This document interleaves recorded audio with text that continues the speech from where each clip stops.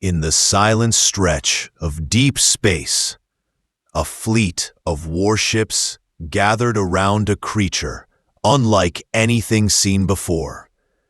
A dragon made of living crystal, large enough to swallow cities, feared for destroying 17 ships without mercy.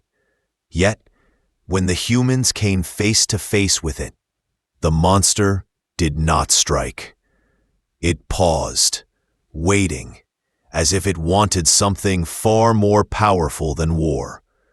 What followed would challenge fear itself and decide the fate of every being in the galaxy. If you are new to the channel, then please subscribe to the channel and like the video and tell us in the comments where you're watching from. Now, let's jump into the story. The bridge of the Vesper Arc hummed with low power, each light casting a soft glow on steel panels worn smooth by years of travel. Commander Jace Moran stood near the wide viewing glass, his hand pressed lightly against the frame, as if steadying himself. Beyond the window, a vastness of space opened like an endless ocean. And in that ocean floated a shape that no one could mistake. It was not a ship, nor a natural body of rock or ice. It was a giant being, shaped like a dragon carved from living crystal, its surface reflecting starlight in hues of deep blue, silver, and violet. The crew watched in silence. Everyone had heard the stories. This creature, known across the frontier as the Ghost of Kepler, had brought fear wherever it appeared. 17 ships had been lost in the past 3 months. No warnings, no survivors who could explain why. Every report said the same thing. It arrived suddenly, and when it left, only twisted wreckage remained. Captain Suri Tavares stood with her arms behind her back, her voice calm as she gave quiet orders. She was the kind of leader who could steady a crew with only her tone. "Hold position," she said, her voice even. Her words spread through the ship like a slow breath, keeping fear from boiling over. Dr. Anika Das, a specialist in alien life forms, leaned over her console. She had studied strange organisms on asteroid belts, gas worlds, and frozen moons, but nothing compared to this. Her voice was thoughtful, not frightened. "It is not acting like a predator," she said softly. "If it meant to destroy us, it would have already done so." Signal Officer Mira Holt adjusted her headset, her fingers dancing over the controls as waves of energy appeared on her screen. She frowned, leaning closer. "Commander," she called out, "this is not just random radiation. There is rhythm here. The pattern rises and falls like breathing." The bridge grew still.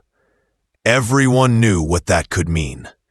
Patterns suggested intelligence. Patterns suggested intent. Jace looked at the display, then back to the glowing creature outside. His heart beat faster, but his voice stayed calm. "Keep watching," he said. "Let's not rush into fear." The Allied fleet circled nearby, 36 warships from half a dozen worlds. Their voices filled the shared channel with urgency. Alien captains demanded action. A Vactree destroyer called for immediate attack. A Sonori cruiser argued that destroying the creature was the only safe choice. Fear made their words sharp and quick. Jace cut the channel with a flick of his hand. The noise vanished, replaced by the quiet hum of the Vesper Arc.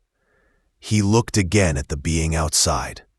Its body shimmered, as if shifting between colors, with intention. Blue deepened to violet, then softened again to silver. It hovered only 1,000 meters away, so close the crew could see the surface gleam like glass. Mira spoke again, her voice lower now. "Commander?" The patterns repeat every 90 heartbeats. It's like a simple song. She hesitated before adding, "It's not waiting for us to attack. It's waiting for us to answer." Dr. Anika straightened, her eyes widening. "If that is true, then this is not an enemy. This is an opportunity to learn." Captain Suri glanced at Jace, her calm expression unchanged. "Fear will push them to fire," she said, "but patience may give us something new."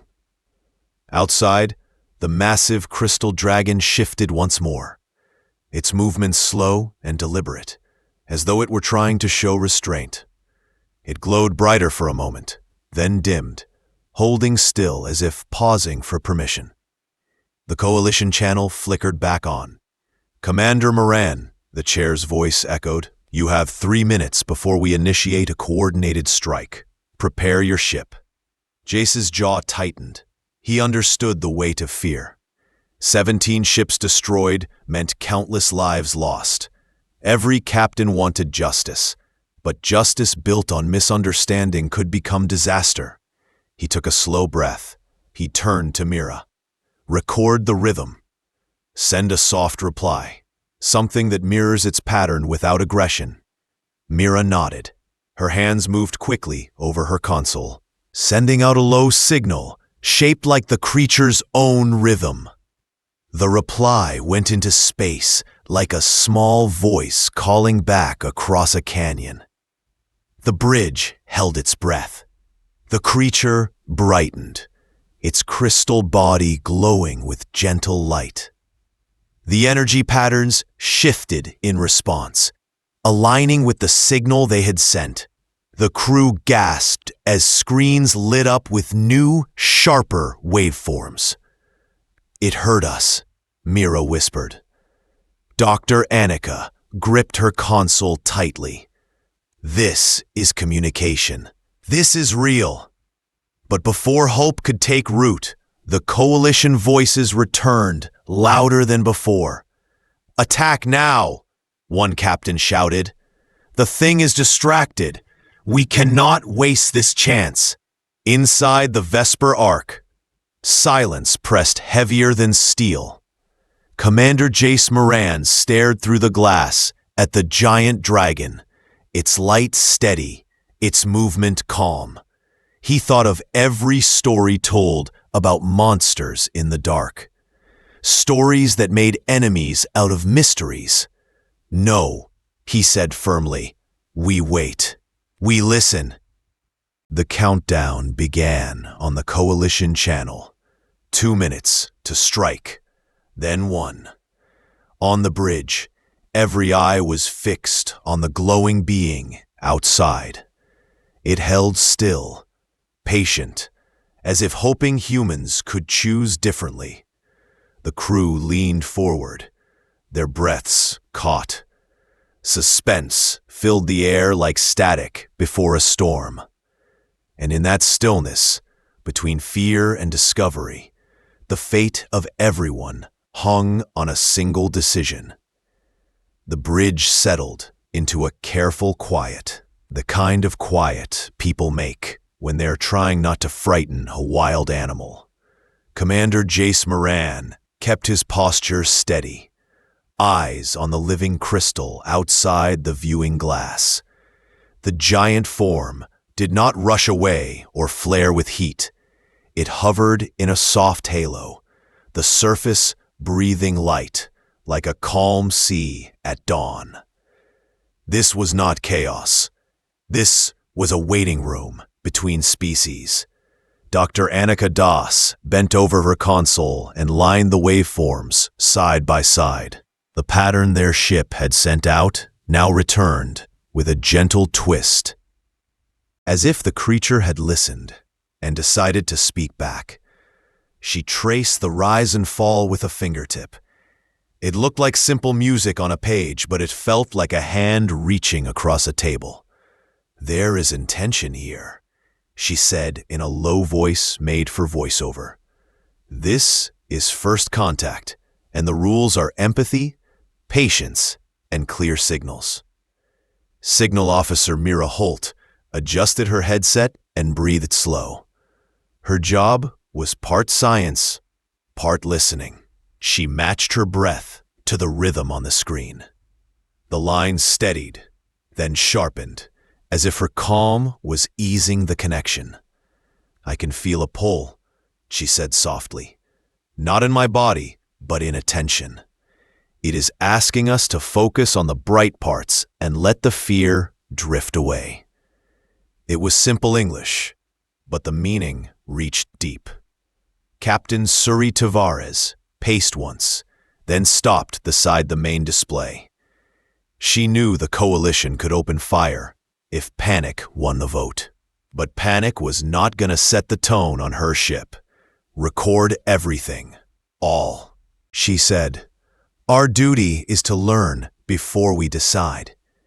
Her voice for the log was calm and steady, the style perfect for narration in an inspiring sci-fi story. The door slid open, and materials analyst Renzo Khalid entered with a tablet pressed to his chest. His voice was gentle, the kind that did not compete with fear. "I brought the archive report," he said. "The crystal lattice from earlier debris matches dust from Kepler mining fields. Same isotopes, same trace grains. If our people touch the same rocks, then this body may be a bridge built from familiar ground." The words were plain, the impact large. Annika overlaid the returning signal with a library of civilian broadcasts. The computer filtered, compared, and highlighted. A modest curve glowed on the screen. She froze, then pulled the sound down to a whisper, so low it felt like memory rather than audio. The contour matched a common lullaby played on emergency channels months ago. "It has heard us before," she said. "It learned our shape from our smallest comfort."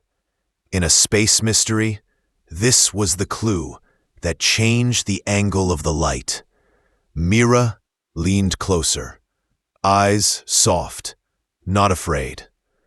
"The response is not a copy," she said. "It is an echo with care added. It pauses, like it is leaving room for us. It is learning conversation." She spoke as if the entire frontier were listening through her microphone, and perhaps they were.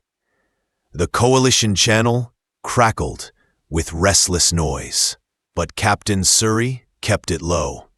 She wanted her crew to keep their center. The giant outside flickered from blue to silver and back again. It felt like a heartbeat you could see. Jace lifted a hand to the glass, as if to test the temperature of the moment. "Let's ask direct questions," he said. "Short phrases, no metaphors. We listen twice as long as we speak." Mira sent the message in careful pulses. "We are explorers. We do not want to harm you. Are you from Kepler fields? Are you seeking home?" Each phrase moved into space like a small lantern. Each lantern waited. The creature brightened in response, and the waveforms curled back with gentle urgency. Annika translated what she could with math and context. "Agreement," she said, "and a braid of ideas. Home, changed, many minds, one body." The words fit like a key in a lock. Renzo added a quiet thought. "If a storm damaged the mining station and the team used crystal matrices for survival, then the body we see may be a shelter that grew wider than anyone expected. He spoke it plainly, so any listener could follow. It was human curiosity at work, the classic thread in an inspiring space story. Mira steadied herself and opened a deeper channel, one tuned for emotion, carried with precision. She kept her voice slow for the log. "There is sorrow in the light," she said. "Not a threat, a longing. It cannot touch without risk. It wants to be near without breaking what it loves." She paused, then added, "It is asking us to teach it." Jace felt the pull of two roads. One road was fast and loud, and ended in fire. The other was patient, and ended in learning, or grief that taught rather than destroyed.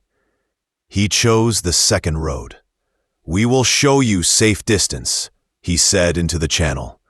"We will use small steps." His words were the kind that make sense to audiences hearing a clear voiceover, steady, simple, and brave. Reports from Allied ships arrived in sharp bursts. Some captains wanted to fire before the creature could grow stronger. Others had crew members who were listening to the new field and weeping at the beauty of it. The coalition chair counted down patience in hard numbers. The clock slid under 1 minute. Tension pulled tight across the fleet like a wire. Anika's eyes never left the numbers. "We need proof now," she said. "Something safe and visible." Renzo nodded. "A corridor," he replied. "A soft lane of fields between us and the being. If it can follow the lane without causing overload, we demonstrate safe contact."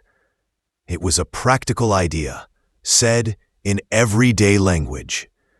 Mira sent the corridor plan as a simple shape and feeling.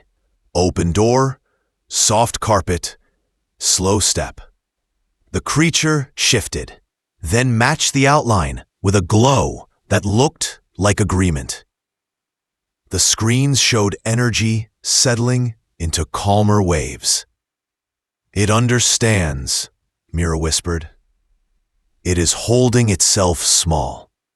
Captain Surrey toggled the coalition channel to full. Her voice remained even. "We are preparing a safety corridor," she said. "Stand by. Do not fire." A pause followed, heavy and filled with opinions, but a pause all the same. In an inspiring sci-fi story, a pause is where hope breathes. Jace looked once around the bridge. Every face showed the same truth. Fear had not left, but it was not in charge. He turned back to the window and spoke like a narrator, closing a chapter with care. "We are not here to win against a mystery," he said, "or we are here to understand it." The crystal giant brightened 1 degree, then settled into a serene blue. The corridor outline glowed across the display like a path of lanterns at night. The countdown on the coalition channel hit 10 seconds. The Vesper arc held its breath. The audience could hold theirs too. In that narrow slice of time, with engines whispering and hearts steady, the voices inside the light grew clearer, as if a far shore were drawing close. The next choice would decide whether the galaxy learned a new language or repeated an old mistake. The stillness cracked, not with noise, but with understanding beginning to form. And the story moved 1 careful step toward trust. The first blast cut through the darkness like a line of fire across a calm sea. A Vactory destroyer broke formation and hurled its weapon toward the crystal being. The beam stretched bright and sharp, aimed to end the mystery in 1 strike on the bridge of the Vesper arc. ... Commander Jace Moran felt the decision in his chest before he spoke. "Helm, full thrust," he ordered. The human ship slid between the destroyer's cannon and the glowing dragon outside, not to block the unstoppable, but to announce, "We stand here, and we will not let fear decide alone." The energy hit their shield. Alarms filled the air, but the ship held. Captain Suri Tavares gripped the rail, her calm voice carrying over the warning lights. "Systems are stable. No breach." Her words kept panic from breaking the crew apart. Jace breathed once, steady, and looked out at the massive being they had chosen to protect.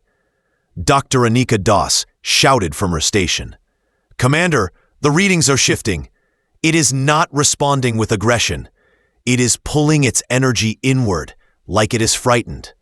Her words cut through the noise, clear and direct, written for a voiceover audience. Signal Officer Mira Holt gasped as her screens filled with new waveforms. The rhythm had changed, faster now, but not hostile. "Listen," she whispered. "It is not fighting. It is singing louder, trying to show us something." She pressed her palms flat on her console. "The wave is not meant to burn. It is meant to share." The shield flickered as the creature pulsed. Instead of fire, a vast wave of awareness rolled across the fleet. It was not light, and it was not heat. It was something deeper, a thought pressed gently into every mind at once. On the Vesper Ark, the crew felt it like a door opening inside their heads. Mira spoke through tears. "I can feel the hum of the engines, as if it were inside me. I can feel the heartbeat of the pilot 2 decks down. I can even feel the silence of the stars. This is not attack. This is connection." Her words carried the awe of the moment, building the suspense for listeners. Reports came in from other ships. Some crews collapsed in shock, overwhelmed by sudden awareness. Others laughed, cried, or stood frozen at the strange beauty of it. A Sonori lieutenant said on the open channel, "I am seeing my river at home and my console here at the same time. I am both places. I am whole." Anika's hands trembled on her controls. "No damage detected," she said firmly. "Brain activity elevated, but no harm. It is showing us what it feels. It is offering perspective, not destruction." Her words framed the science in simple language. Renzo Khalid, the analyst, pointed to the lattice display. "Look here," he said. "When we placed ourselves as a shield, its structure smoothed. The sharp edges relaxed. It knows we are protecting it, and it is responding in kind." Jace stood tall at the center of the bridge. His voice reached every corner of the fleet. "All ships, cease fire," he said. "This is not an enemy. Your crews are experiencing a widened perception. Do not fear what you feel. Hold steady and wait." His words were clear, like lines written for narration, easy for any listener to understand. The coalition chair roared back in anger. "You are being manipulated. Stand down is denied. We will not be tricked." But the tone of the channel had already changed. Some captains ignored the order. They reported that their crews begged to keep the connection alive. Some even asked to remain linked, claiming they felt joy, clarity, and peace unlike anything before. Captain Suri's eyes softened. "Awe is contagious," she said under her breath. But not all shared the wonder. Another wave of weapons charged.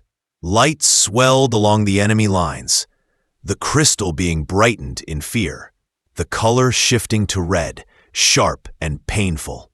Mira winced, clutching her temples. "When they strike it," she whispered, "it trembles inside.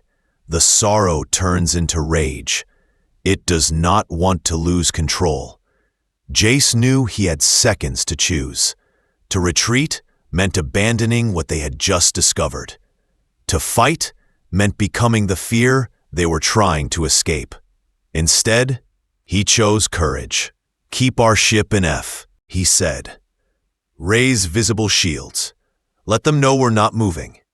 His order was steady, his tone written for storytelling that lifts listeners into the weight of the moment. The Vesper Ark glowed with its field, a fragile wall between fire and wonder. The attacking fleet paused, surprised by the human ship's stand. The crystal giant shifted again. The harsh red glow faded back to calm blue. The sharp lines smoothed into curves. Its pulse matched the human signal with gratitude layered inside. Dr. Anika exhaled in relief. "It understands our intent. It knows we are choosing to protect, not destroy." Mira steadied herself, her voice soft but clear. "It's sending memory. I can feel pieces of its past, a drilling station, voices in a storm, hands reaching for survival. It was not born as a monster. It was made by people who wanted to live." Renzo added in his quiet tone, "That is not enemy creation. That is human resilience turned into something new." The coalition erupted again. Half of them ready to fire, half of them stunned into silence. The chair demanded compliance, but even its words felt weaker now. Too many had touched the connection and seen another side. Jace looked once more at the dragon of light outside. It hovered close, steady, waiting. His voice lowered, crafted for voiceover, that ends on a note of suspense. "Tell them," he said to Mira, "that we are ready to learn how to live beside it. Tell them, this shield we hold is not for war. It is for courage." The bridge went quiet again. The kind of quiet that comes before history decides which story will be remembered. And with every crew member watching the glow outside, the galaxy waited to see if fear or courage would win the next breath. The Vesper Ark drifted in silence, its shields still glowing faintly from the strain. On the bridge, Commander Jace Moran stood with his hands resting on the rail. Beyond the wide glass, the giant crystal dragon hovered in calm blue light. It no longer looked like a monster. It looked like a lantern waiting to be carried home. Signal Officer Mira Holt sat at her console, her eyes half closed as she listened to the patterns rising and falling across her screen. Her voice was steady, though the tone carried a weight beyond her own. "It is speaking again," she said, "not with words, but with memory. It remembers laughter, voices on a station, and the comfort of music played for children. It remembers being human." The bridge grew still. Every officer understood what that meant. This was not a stranger born of stars. This was the echo of their own people, transformed, yet reaching back. Captain Suri Tavares took a slow step forward, her voice soft but commanding. "If it remembers being human, then we cannot abandon it. We must show the others it can be trusted." Dr. Annika Das moved quickly across her console, pulling up data she had gathered for weeks. "The signals are not random," she said. "They are fragments of songs, voices, and feelings. It is not trying to frighten us. It is trying to hold on." Her words were clear, simple, and perfect for narration. Renzo Khalid adjusted his models of the energy lattice. He highlighted soft lines across the display, forming a curve that looked like a pathway stretching into open space. "We can build a corridor," he explained. "A safe lane of fields that guides the creature and keeps our ships stable. If it follows the corridor without breaking the pattern, then every captain will see it can control itself." Mira leaned into the signal and added a new pulse, shaping the plan into symbols the creature could understand. She sent the message with feelings of open doors, gentle steps, and safe distance. The crystal giant responded at once. Its body shimmered, and the energy field curved gracefully into the corridor Renzo had drawn.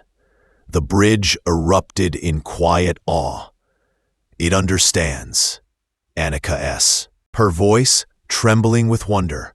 "It is following the path." Reports came from other ships. Alien captains who had once shouted for destruction now whispered about the miracle unfolding before them. Some said their crews were crying. Others said their people begged to remain connected. Fear was not gone, but it was losing its grip.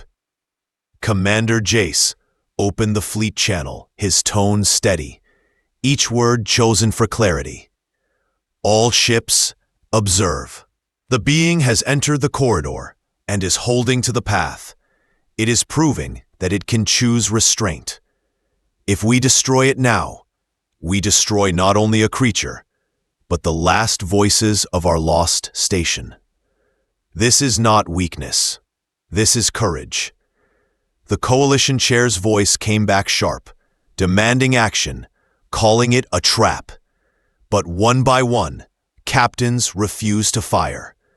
Some said their crews would not allow it.